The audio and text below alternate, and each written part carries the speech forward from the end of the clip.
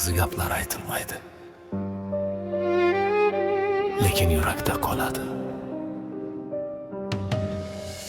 Uyimiz kichkina, lekin mer katta edi. Otam jim yurardi, lekin hamma narsa yetardi. Biror marta yo'q demadi bizga ochiq, faqat o'zi ko'tarardi og'irini yashirib. Men esa tushunmasdim o'sha payt rost. Nega u kulmaydi, nega gapirmaydi ko'p? Oddiy ko'rinardi go'yo sovuq odam, aslida ichida yonardi butun bir olam. Yillar o'tdi, hammasi o'zgardi. Savollarim javobini topib yuraman. Otam siz aytmagan gaplarini hayot o'zi kelib menga tushuntirdi. Siz yashirgan dardlarni bugun men ham sukut bilan ko'tarib yuribman. Otam siz bermagan dars yo'q edi, faqat men kechroq anglab yetdim. Siz jim turgan har bir lahza eng katta saboq ekan. Endi rumman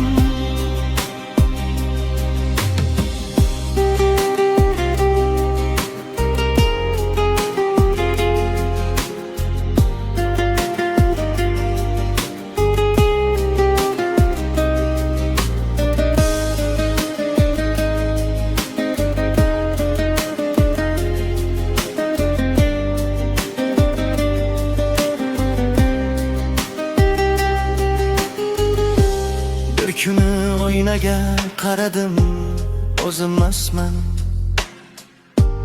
Qarshimda turardi sizga o'xshagan odam. Nigohlarim o'sha, sukutim ham tanish. Endi bilaman bu yo'l sizdan qolganiz. Charchadim deb aytish oson ekan, lekin indamay yashash undan ham og'ir. Siz shu og'irlikni ko'tarib o'tibsiz. Biz kulaylik deb ichingizda yonib. Otam siz aytmagan gaplarini endi yuragim bilan o'qiyapman. Siz bergan sabr, bergan chidam,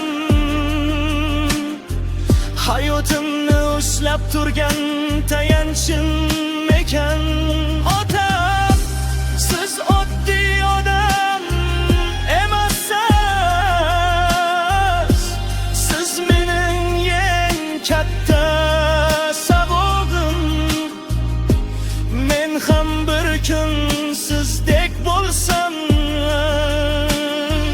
demakdir yashabman. Otam endi sizni tushundim, lekin bu gaplarni aytishga biroz kech qoldim.